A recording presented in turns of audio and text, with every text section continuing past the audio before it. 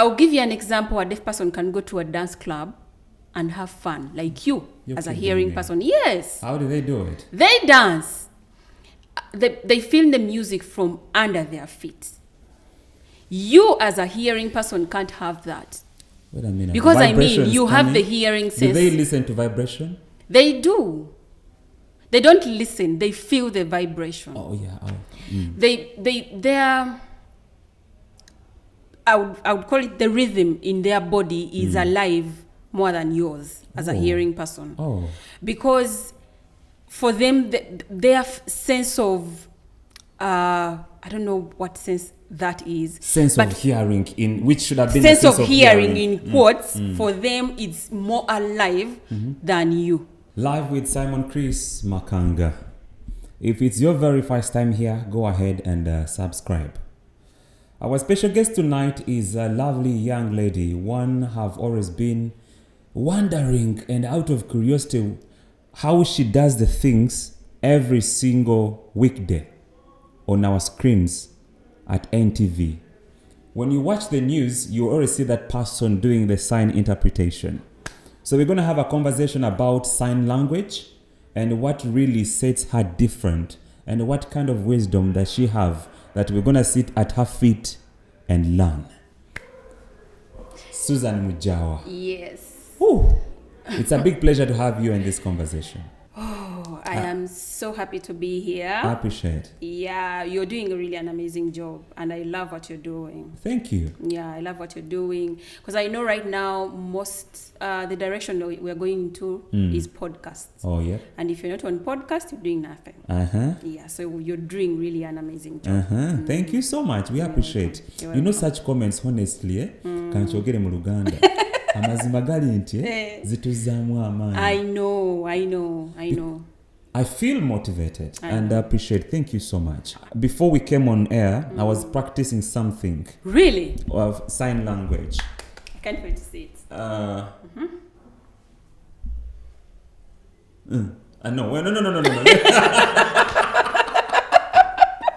Let's start afresh. I don't want to lose this. I don't want to be a bad student. Please do. I'm here. Let's see.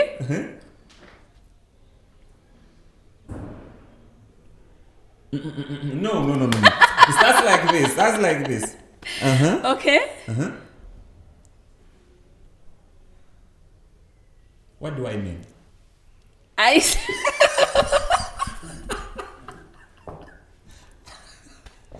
What did I mean? I seriously don't know what you're saying because I'm trying to get this thing and then that. I seriously don't know what you're saying. You didn't pick any word? I didn't. Not even a letter? I didn't. I think I picked an alphabetical letter A. This one? Yeah, but I just tell me what you're trying to say. How are you?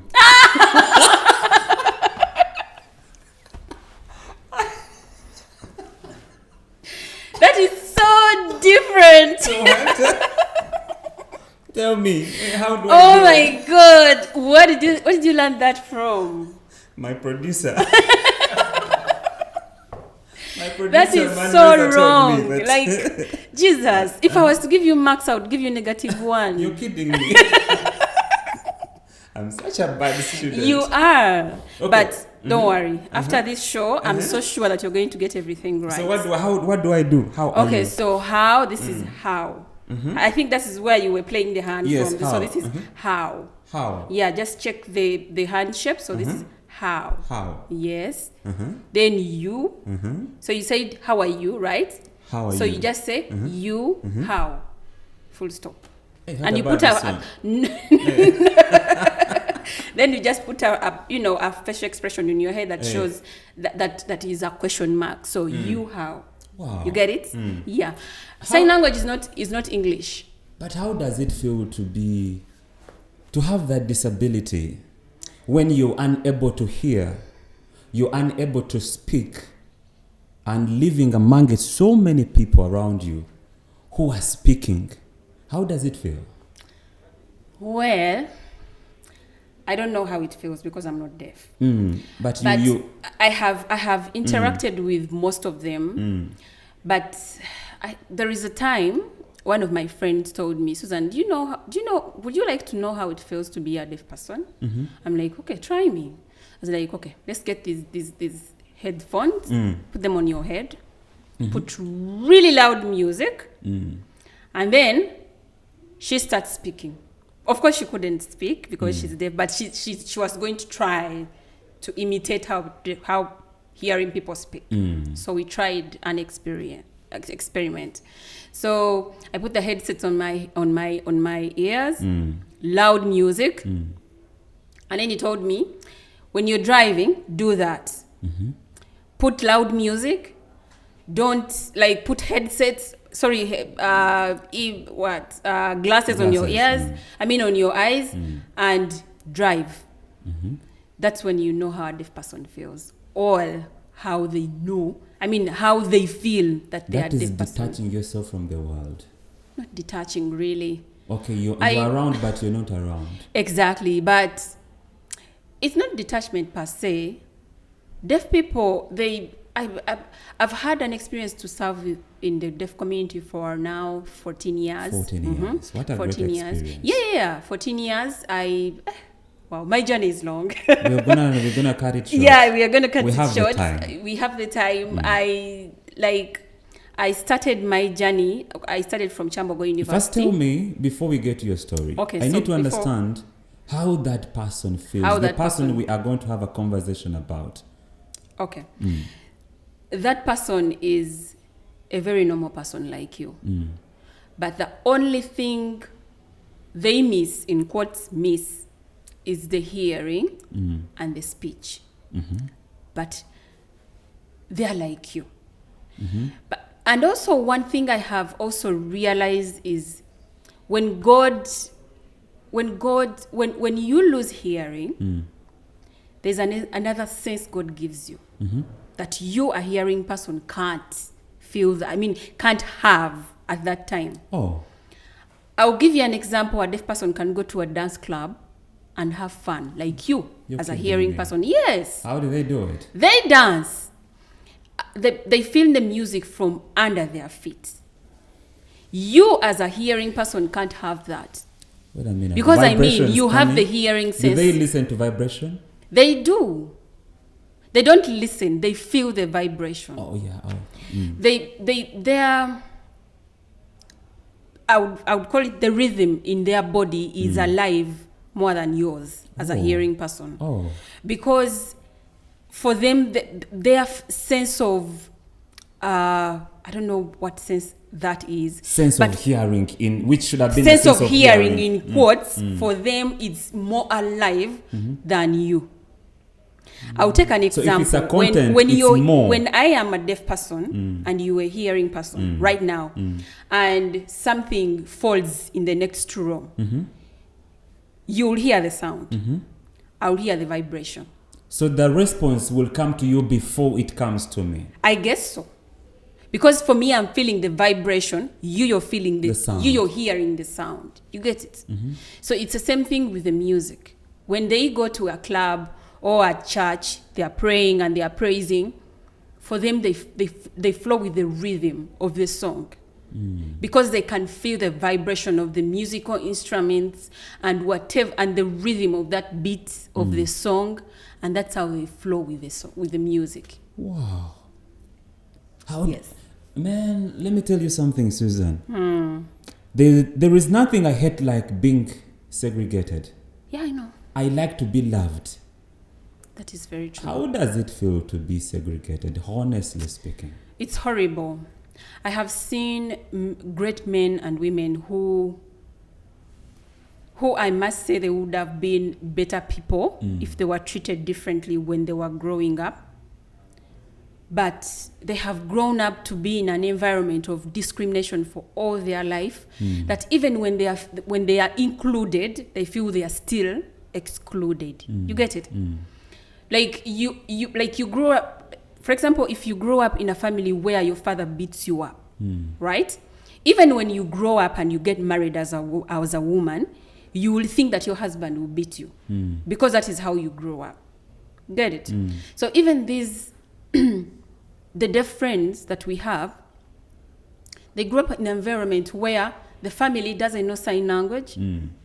The mother or father just does the gestures like food or water. The family gets those funny like gesture signs that drink water, which is not sign language. Get it? Like you are Muganda, but then your parent is a what? Is Teso, right? You're speaking Luganda, they are speaking Ateso. Which kind of and that is from the age of 0 to the time when you grow up. Do you get it? Wow. It's now, traumatizing. How does there's something also that bothers me. A person with that kind of a disability, you can't speak, you can't hear, but you're in the community where now apparently I'm speaking to you. Imagine if there was that person with a disability somewhere. What would be coming to that person's mind? Would he be interested to understand what are we talking? Imagine he's here alone and there are activities of people talking around and he's looking at different gestures. Actually, how do they take in that? It's very wrong. It's very wrong. Actually, for me, I have grown up to, whenever I'm talking to my hearing friends, I find myself moving my hands. Yes, I find myself signing. Not because they understand the sign language, but in my head, I am assuming there is a deaf person around me. That's how you assume. That is my assumption. Like I have grown to sort of to adopt, to know that even if a deaf person is around or not around, even if the deaf person is just passing by and checks, oh, Susan is there, will know what I'm talking about because I'm talking at the same time I'm signing. So how did you know that you're going to be a sign language interpreter? Before I come to that, most times when you are in a community of deaf persons, for example, you might be like, for example, right now we are in this room, we are like 5 people, and there is one deaf person. Imagine you're having a normal conversation. You're talking about maybe politics or football that was happening yesterday or something. But then you're not signing. You're just talking. But there is a deaf person. Get it? What do you think that person is feeling? The same thing I was also asking that. They feel bad. They feel bad. It's like Kejong people in one room. But then there is a Muganda person in the among us, the Kejong. So it's like you're playing around with their mind. And then you're talking and laughing and they keep on wondering, are they talking about me? Have I messed up myself? You get it? It's so traumatizing. Wow. So now how much does, like when I'm speaking like this, how much does sign language, like gestures, play vis-a-vis talking? Is there a percentage? Sign language is, yes, there is the movement of the hands and the hand shapes and all that, but 90% or 70% of sign language is facial expression. Facial. How you move your facial expression. If I was here with a deaf person and I'm signing, most of the time they are looking at me. They're not looking at my hands when I'm moving them. No. Because anyway, there are even some signs that they have the same sign but different facial expression. You get it? I'll take an example. If I say I want to say water, this is water, right? But if I want to say ish, you get it? It has the same sign, but it's different. So this is water. Have you seen my facial expression? Water, right? But then if I want to say ish or 50%, right? I will say ish. You get it? So it's more or less like it has the same sign but different facial expression. Can you talk and can you do this sign without talking? Can I do the sign without talking? The mouth movement adds volume to the signs. Because, as I've said, there are so many signs there are so many words. Let me say English words that have the same sign but different mouth movements. So does a deaf person also read their lips? Exactly, they do. they look at your facial expression and how your mouth movement and understand which word you're meaning with that sign. So can you help us that whatever we are going to say here, it's documented in the sign language? Is it too much work Simon, to do? that wasn't in the conversation before we came on air. Is it I too could much do to ask? that, but let's have fun. Okay, can we Just mix? doing it. Can we mix 50-50? Yeah, I can. No problem. I can. Why do I feel like I'm speaking to a different person Why? than the other one I see on screen who is so serious? It gives me that feeling like I'm speaking to a different person. Have you received such comments? I do, because as Susan, I carry so many hats. I am a sign language interpreter. Yes. I am a journalist. Yes. I am a mother. Yes. I see you're a wife. I am a wife. Yes. I am a children facilitator. I facilitate children at Watoto Church. So I teach the children. So when I'm in those different spaces, I have different, what should I say? I carry myself differently. Oh, okay. Yes. When you find me with the children, I'll be so like childish. I'll be like a doll, like I don't know, right? But then when you find me at NTV interpreting, I will be very serious. I will not be smiling even. Now you're here for a podcast, it's like I'm speaking and I'm to here. like a young, lovely girl. Oh, I'm not young. Sorry to say. I didn't mean to judge. No, it's okay. It's But, okay. Susan, how did you know you're going to be a sign language interpreter? I never knew that I was going to be a sign language interpreter. Actually, if the question was, if you're not a sign language interpreter, what would you be? I would be an engineer. So you are an engineer by profession? No, I'm not. When I finished my senior 6, I had done PEM art, right? And I wanted to do engineering. But unfortunately, it was expensive, and I didn't get the grades to enter on government sponsorship, right? So my guardian, that is my sister, my big sister, she's called Beatrice. Guardian meaning you are an orphan? No, I'm not I'm not an orphan. I have my mother. My mother is alive, but my father died when I was still young. Yeah, but I grew up with my siblings. I didn't grow up with my parents. Oh. I grew up with my big brothers. And when I say brothers, you get it. So there is also another personality of you being a tough woman. I am very tough, actually. Me. I am very tough. And people who know me, actually people who don't know me for the first time, they think that I'm very tough. Yes. But then when you get to know me, I'm very soft and very emotional. As I told you, I carry so many hats. And sometimes I shock myself. I'm like, oh, okay. So now you are at your guardian. Yeah, so my big sister called Beatrice Naula was a student at Chambogo University, and there's a time Bessie came. By then, where is that? Bessie at Chambogo University. Okay. Bessie came. I think he was campaigning. I don't remember. He came at Chambogo University and he was talking to the students. So as he was talking to the students, there was a sign language interpreter aside him interpreting for the deaf person. Okay. For the deaf students, actually. So my sister saw the sign language interpreter and was like, who is that person? Meanwhile, for me, I was at home because by then I was in my senior 6 vacation. So when engineering failed, she told me, you know what, Susan, I think you should go and do this course. I saw a lady who was signing alongside Bessie, and I think I'm being inquisitive. Can you go and do this course? Was she looking at it like it's a good job or it's a unique venture? A unique venture. Because he was like, I think there are few people who do this.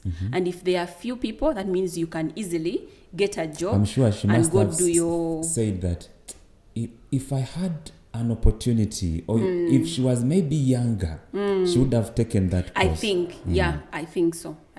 By then, She was doing her accounting course. So you said yes. Yeah, no. I didn't say yes. I didn't say yes. I actually said, like it. I had never heard of a sign language interpreter, of a deaf person at that age. Gosh, I was so naive. You didn't know about it? I never knew. But when did you get to know about a deaf person? Have you ever heard about a deaf person?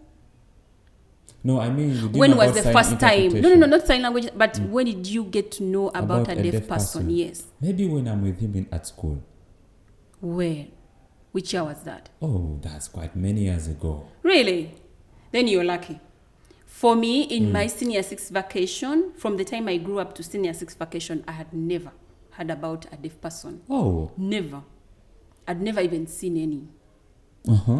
So she tells me that, you know what, Susan, I want you to go and do this course. I think it's an amazing course. It's unique.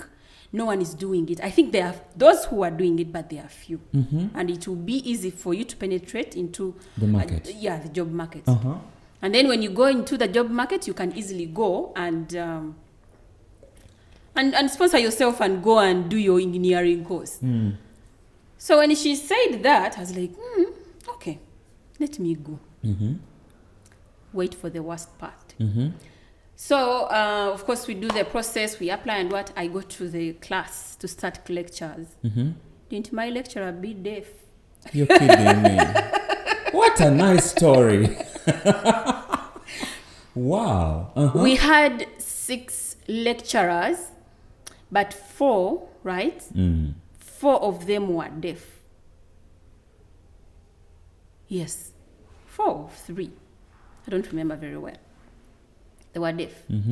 And when they come to class, remember they are deaf, they don't come with a sign language interpreter in the class. When they come to the lecture room, they stand in front of you and they start signing.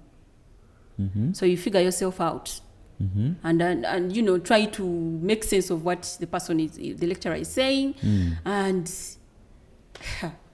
with my engineering knowledge as like bino sigenda bisobola. So I was like, I went back to my sister. I'm like, Beatrice, no, bino sigenda bisobola, I can't manage. She was like, Susan, you're going to do it. You're going to do it whether you like it or not. We have already paid tuition. You have to sit down, beat yourself up, start learning. Chris, I think that was the most challenging time of my life. One of my most challenging time of my life. I was like, this lady is just throwing you down. Like, you don't know what it means when someone comes in front of your class and is just signing. You don't even know what, like, for example, what you were doing. You didn't even know I know you knew what you were saying, but you didn't even know if it was correct or not. 1 month down the road, I wasn't interested. 1.5, I wasn't interested. But then there's a friend of mine who came through, was a bit older than me. She was just doing a subsidiary course as sign language. So she was like, you know what, Susan, you have to be serious. If your sister has paid tuition and you just seated here and not doing anything, you're the one losing, not her. You're killing your future. You're killing your future. If you want to go and do your engineering course, you will do it, but first go and do this. She helped me anyway. I see an angel being sent to you. Yeah, actually, by the way, let me tell you, for all of my life, I've always had destiny helpers. And they have shaped me. They have shaped who Susan is right now. I've always had destiny helpers. We'll speak about God. We have to. I know you are chosen soul. I know. Believe me, out of millions of ladies in this country, why are you on the screen every day, 9 p.m.? Yeah, it's not for granted. You're not a normal soul. So let's go on. So 1 year down the road, I was like, you Susan, I have to do this. So I started practicing, and I think the lecturers, the first impression, they do that to make you challenged. So that They choose who is in for this. Exactly. Because after like 1 month, they come with an interpreter. So it's intentional. It's intentional. They do that to help them choose who is really passionate for this, because they know you must have love for what you are going to deal with. Exactly. That was a good test. If you don't have passion for deaf persons, you can't work with them. So what really motivated you to really say, now let me go for this? As like, you know what, I need to go and do my engineering course. And for me to get my engineering course, I have to do this. That was my motivation.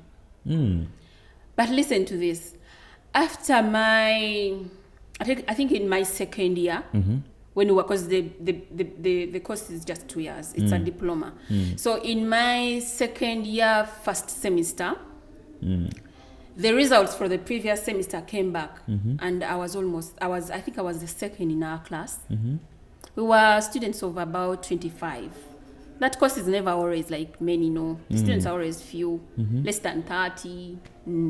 So we were 25 in our class, and I was second in class. Even practicals, I nailed them as like this thing.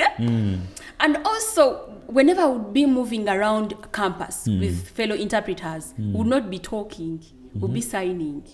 Hey.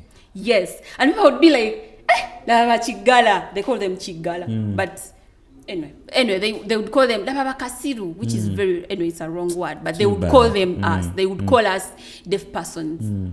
Defu, kumbe, nga we can hear. So for me, wait a minute, Susan. Yeah. That's a nice trick. That's a nice one. That's even up to now. World. Even up to now, I still do it. You're kidding me. I'm telling you the truth. So you walk in events and pretend like you're deaf. Not pretend. Okay. It's okay. just okay. fun. We know you talk. It's like knowing French, you know, and you know someone who knows French, so you literally want to boast about it. So. I love it.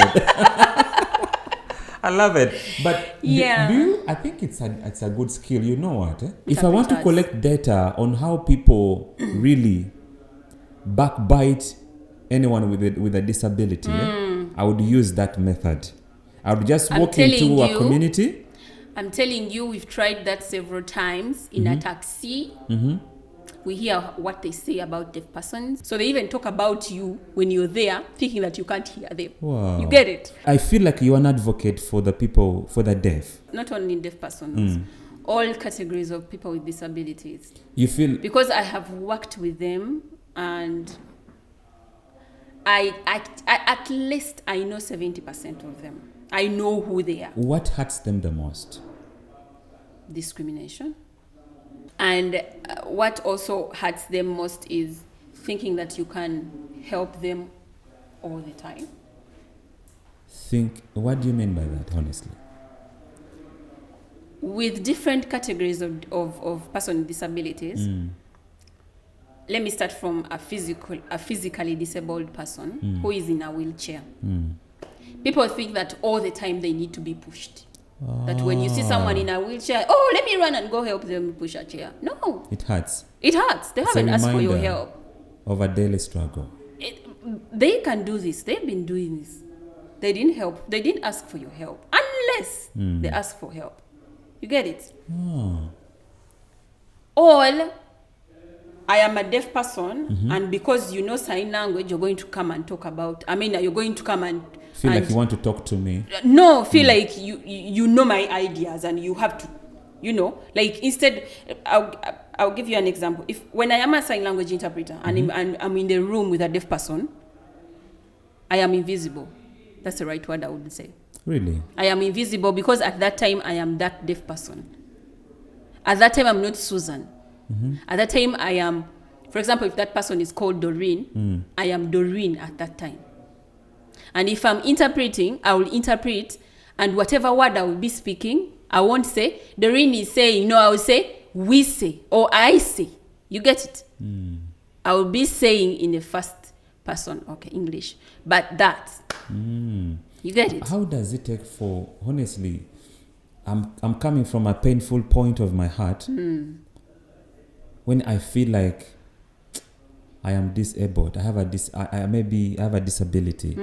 Let me say I am deaf. How do I come to a sense of acceptance that Yeah. I am deaf? You know, for people with people who are deaf, there are so many. We have different categories of deafness. There are those who are born hearing and then they become deaf after later, later. Those ones take long to accept. Because remember, you have had a language, you have, so after later, you become deaf. Acceptance, it takes time with those.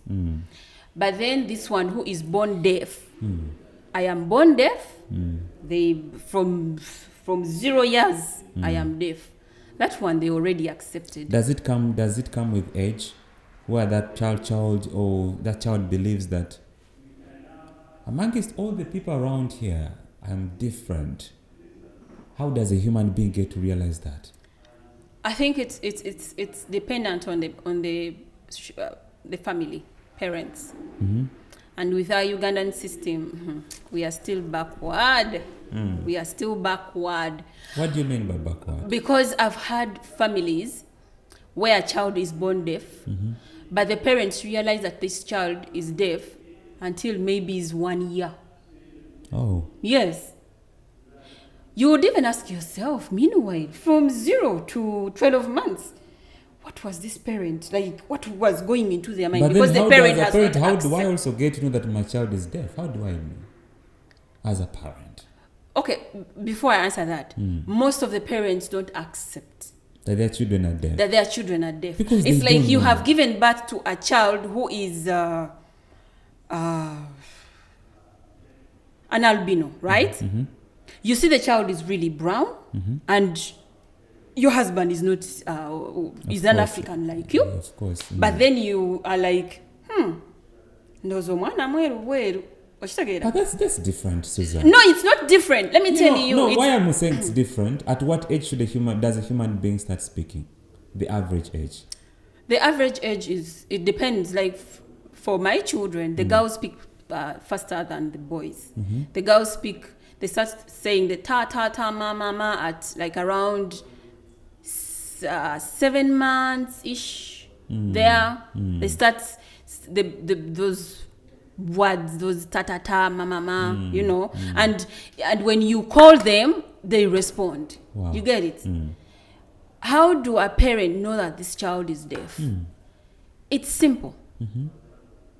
For developed countries, children when they are given birth, when you give birth to a child, they are taken to different tests, and among those tests are the audio, where they check the ears, they check everything, and then they will know, they will ascertain that this child is deaf or not. But for us who give birth from hospitals like Nakasongola, where there is no audiologist, when you give birth to a child, amaze okuzalibwa assa bulungi akaabye full stop ugende wakaweddemu okitegedde.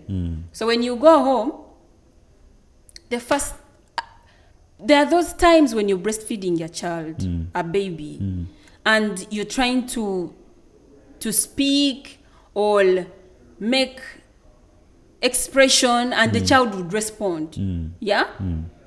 Or you would, I don't know, when the child is crawling, and then you say, maybe Ruth, or you don't have to clap, or Ruth, come back, and Ruth doesn't turn back. And the child is doing that once, not twice, not thrice. Then you get concerned, and you're like, but why is this child? Whenever I call, this child doesn't respond. Really, it's just simple, methods to even you as a parent.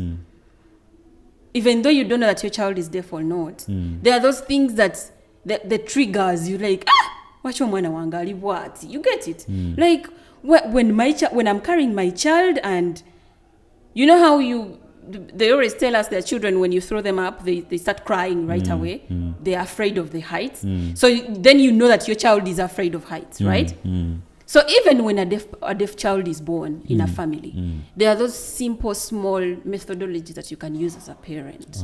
Your child is breastfeeding and you're talking, but is not responding to what you're saying, or a child is crawling away, or is moving away, or is playing with the. But then when he's playing, really, there's no response. Yeah, there are those simple whatever that you can do. I can imagine how it does really also traumatize the parents. It does, I know. It doesn't leave you the same, that's the truth? No, it doesn't. So there is a lot of pain. There is. Happening within the people living with the disabilities. Do you watch yourself on screen? I do. What comes into your mind? First thing I say, I'm good.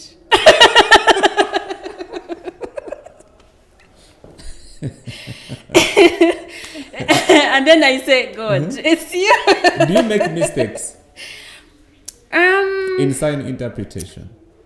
We are human. There's a way you make. We are human. There are typos also. No, we are human. There are typos. Yes, we are human. So we how do make do you mistakes. realize that I've made a typo? And because I'm not deaf, I wasn't born doing sign language anyway. So I am. I can't be 100% perfect. No, I am not 100% perfect, but I am 99.1% perfect. Do you feel like, it's a good job, or you feel like you're serving your purpose? I am serving my purpose, and it's a good job because I get to be paid good money. Yeah. The money I earn, I don't want to brag. It's by God's grace that I'm earning that money, because for me to just come, because at NTV right now, actually from here, I'll be going to do Spark TV News. But I'll be there less than 2 hours, actually 2 or 3 hours, and they pay my money, and they pay me well. Wow. I can't complain. Wow. Yeah, my children never go hungry. What's your view about humanity? Ubuntu. Humanity. If only we could care. If only everyone would care. Humanity would be alive. The world would be a better place to live in. I have seen how Americans have, for them, they're on another level. When a deaf person is stopped by a traffic office on the road, there is an app where a deaf person just calls through and gets a remote sign language interpreter and helps on the road. Here in Uganda, a deaf person is a traffic officer stops a deaf person. What happens? Just imagine. Let me reserve my comment. Exactly. The police officer doesn't know sign language. The guy doesn't hear. So what are you advocating for? Inclusivity. If people could understand that the small bits, Omuganda agamba kamu gwe Muganda. Like, even if you're doing, even if it's something small, as long as you know what you're doing is helping a person who is in need, who is discriminated, but then you're including them. That what you're doing is humanity. I have gone to interpretation gigs where someone thinks that you're just moving your hands. That's it. And you get paid. But Chris, if I have to sit down here and explain to you the process of sign language interpretation, it will take a whole day. You're kidding me. I am telling you. There is a story that really fascinates me in the Bible. Yes. I don't know why it is, but it's among the first books in the Bible, where Moses was leading the children of Israel from Egypt to the promised land. Yes. So they reached in the middle of the desert, and they lacked water. And then they started grumbling, and they said, Moses, why did you bring us from Egypt where there was at least water, despite the fact that we were slaves? Yes. Why? They started grumbling. And then God heard their grumbling. And then, yeah, a little punishment was made, but still he was a gracious God. Yes, yes. He kept on, he told Moses, just struck the road with the rock and water came. Not only that, many times, despite the fact that he was so gracious to them, that even fed them when they were not digging, manna was very present there. But what I want to know from you, how would you handle a situation where you are lacking, you're in a position where you are depressed, everything is not happening the way it's supposed to happen? Susan, believe you me, we've all been there. Not everything is flowery. Yeah. I am telling you, I have two things that help me in my life. Mm-hmm. One is God. I'm not saying that I am holy. I am a saint. No. As you know, this journey or the workspace that we are in, there are so many challenges, right? And there are so many temptations, right? But whenever I go back home, there are two things that encourage me. One is God. What temptations are there? Temptations of so many things. Money? Okay, money, yes, but men. How do you deal with that? You have a marriage ring on your finger. I am married. But you're still a target. I am. You're still dealing with the temptations. A lot. So now, Susan, a man, I'm trying to think of that man. But men also are not easy. He will see you with a marriage ring. Yeah. And it's, let me see. And it's very big. So visible. Yeah, it is. But they will still come and approach you. But you know, men are men. And women, we are like flowers on the table. Right? They know that flower has an owner, but they will literally come and smell on it. That's men. I give them credit for that. But one thing I have learned is that I have as I told you in my conversation, I carry so many hats. But in those hats, I have different characteristics. I have. There are times when I'm like a lion, and you won't like when I become a lion. And there are times when I'm like a kitten, like a cat. I am like soft, cuddly. You Don't understand? make me fear you. No. I hate speaking to lionesses. No, actually, I've seen a lioness before. I don't want to. So what happens there? What happens is, those are like faces. You become like your fears? No, those are faces that I put on to protect myself. You get it? When you're meeting me for the first time, Simon, you will say that girl is. First of all, you think I'm arrogant. Secondly, you think I am, I don't know, like name Atira. You get it? Hey. But when you get to know me, you realize, oh, Susan is a sweet girl. Wait a minute. She's not that girl. Most of the times. It's because the first time we have met, we are in an interview. But if you met me outside there is this face I put. So who am I speaking to? Today is the first time we are meeting Susan, right? Yeah. Physically. We had the phone conversation on the phone yesterday. And today is the first time we are meeting physically. Yes. So who am I speaking to? I think you're speaking to Susan. Of course you're speaking to Am I speaking to the sweet one? That's a wrong one. No, actually, no. You're speaking to the Susan who is outgoing. Outgoing. I am an outgoing person to someone who is outgoing. Is this the Susan that the public knows? The one the public doesn't know me. No, the one I'm speaking to right now. Is she the one that the public knows? The public doesn't know me. You're kidding me. No. The public knows Susan, who is a sign language interpreter who doesn't speak. So I would like you to look into that camera and speak to this audience.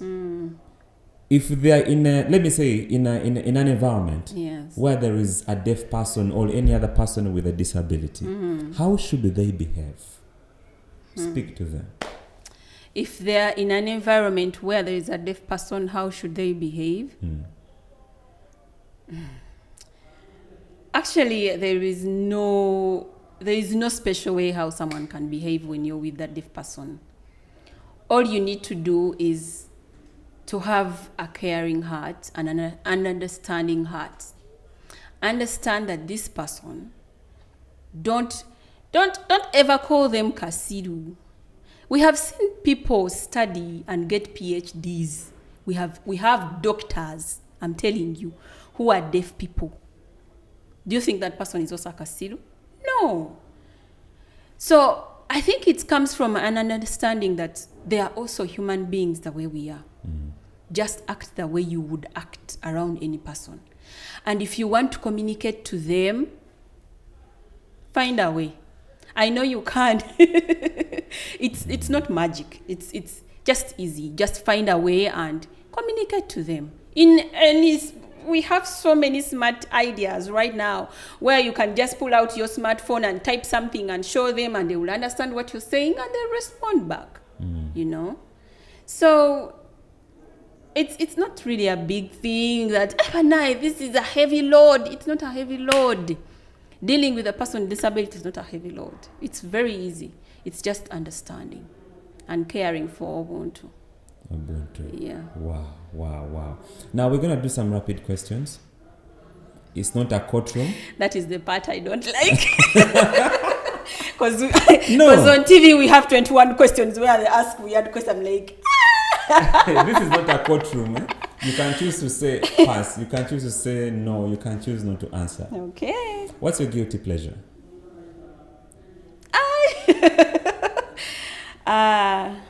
Chewing gum.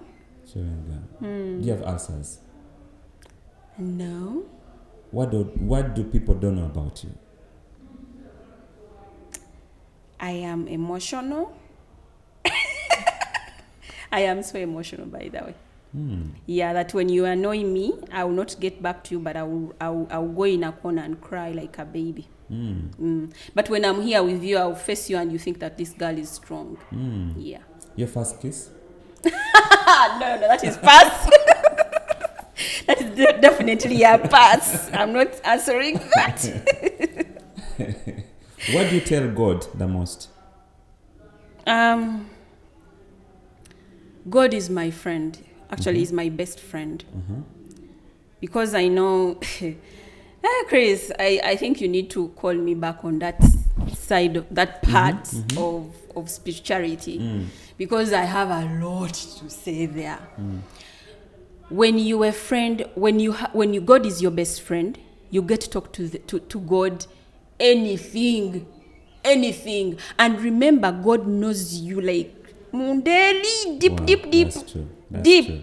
My other rapid question. What time did you wake up? Let me tell you. For us who work at night, it's hard. But I wake up at, if the children are in holidays, I wake up at 8 a.m. If the children are in school, because I have to drive them to school, I wake up at 5 a.m. Your view about marriage? Marriage is... everyone has their own way of dealing with marriage. It doesn't have like, what would I call it? It doesn't have... like you would say how mathematics, this is how it's supposed to be. There is no formula for marriage. And never copy anyone's marriage. And you think that what works for the other, for Chris's marriage will work for you, no. Yeah. Thank you so much for passing by, and thank you so much for accepting to have a conversation with me. I don't take it lightly at all. Not at all. But also, thank you so much for being an ambassador for the deaf. You're doing an amazing job, especially with the content that you are creating, not only being active on screen, but also creating content and making them feel well represented. Thank you so much, and may God keep using you. Accept his assignment. Amen. Execute, and he will always bless you the most. Amen. Friends, that is it. If you have been part of this conversation right from the genesis up to now, thank you so much. And if you do resonate with what we have talked about, and you feel like you want to be part of this community, you can choose to reach out to Madam Susan Mujjawa. You're going to tell us your socials, and or we shall put them down there. if you want to be part of this community as well, where we spread the word of love, hope, and encouraging other people to always stay motivated, please go ahead and subscribe, like, share, and also give us a genuine comment, and also let people know what exactly we are doing. Yes. My name is Simon Chris Makanga, and may the good Lord of Abraham, Isaac, and Jacob be with you until we meet in another video. But for now, Susan, how do they find you on social media? Twitter Mujjawa 30. That is my. But if you search Susan Mujjawa Ananda everywhere, you'll get me. Facebook, Twitter, LinkedIn, everywhere. TikTok. Please. TikTok. Actually, TikTok is amazing. We are doing videos there. Wow. We are teaching sign language. People should get there. Indeed. So please go ahead and like her social media handles and get to know what she's doing. If you also resonate with what she's doing, go ahead and support. That is it. Friends, until another video, for now, it's a bye-bye.